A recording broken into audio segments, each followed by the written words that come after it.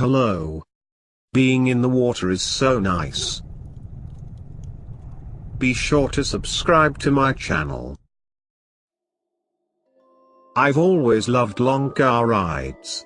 Even as a child, I was thrilled at the notion of relaxing in my seat while the outside world whizzed by me. This enjoyment didn't decrease through my adolescence. In fact, it only grew. By the time I had received my driver's license, I was embarking on small road trips every few months. They were simple explorations, a nearby campground or a friend's house, but it gave me a feel for it. I had always simply slept in my car on the trips since I didn't find it necessary to spend my money on some crummy, overpriced motel. Besides, at that time, I barely could afford rent. I had become decently skilled at it. Spotting places to sleep, creating makeshift tables and beds, properly insulating my car in the winter months, all became second nature to me. I had never felt unsettled, sleeping in my hand-me-down 2003 Chevrolet Impala, while the night sky turned to dawn. Instead, I found it serene, waking up to whatever picturesque landscape surrounded me. But my opinions have greatly changed from then. I doubt I'll be sleeping in a car anytime soon without the protection of a firearm. It all started when I decided to pay my parents a long-awaited visit.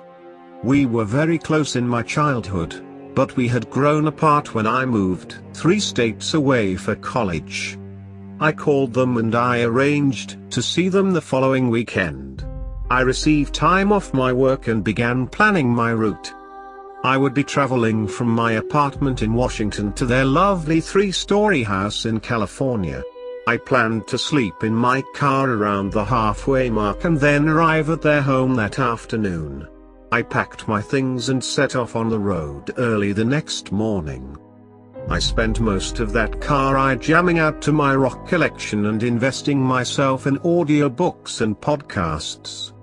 As the sun faded behind the surrounding mountains, I began to search for a secluded area for me to park.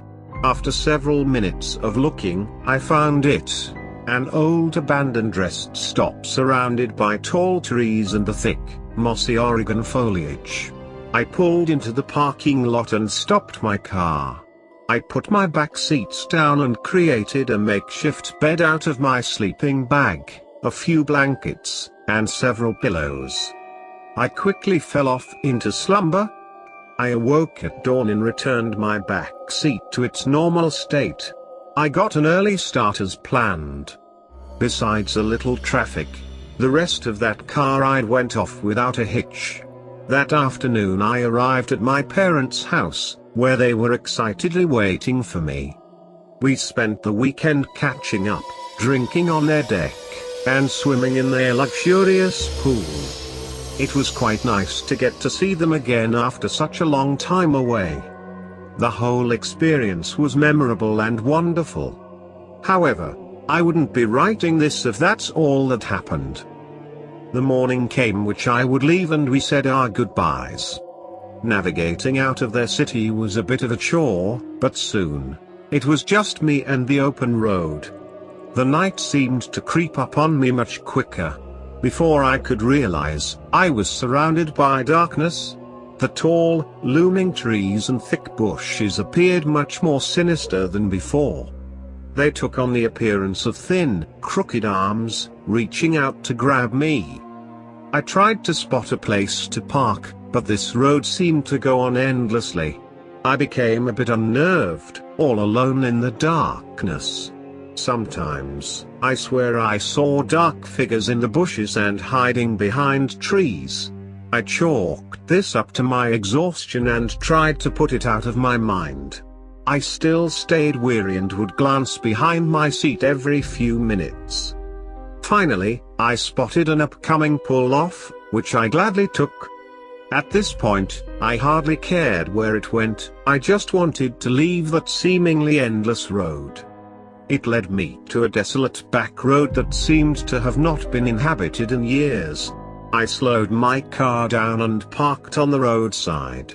I repeated my usual routine of creating the bed. I laid down to rest and closed my eyes. Exhaustion overcame me and I quickly drifted into sleep. Knock, knock. The loud banging swiftly awakened me. I cautiously raised my head up. "Hello, is anyone in there?" an almost inhuman voice asked. I said nothing, too enveloped in fear to respond. "I'm just looking for directions to the nearest town," he continued. I was about to say something, but then I thought to myself, why would someone be out this late on some deserted back road in Oregon? I was hiking with my friends and well, they're gone now. He spoke with an ominous chuckle. "Can you just open the door so we speak face to face?" Something deep inside me told me to not answer. In fear, I pulled my covers over my head. He then began to pound on the door, shrieking incoherently. This continued for several minutes before stopping abruptly. I breathed a sigh of relief. This victory was short-lived, for then the scratching started. Thick, ear-piercing scratching filled my ears. This continued for God knows how long, because I somehow fell back into sleep, through the horrific sounds. I awoke several hours later in a sweaty mess of fright.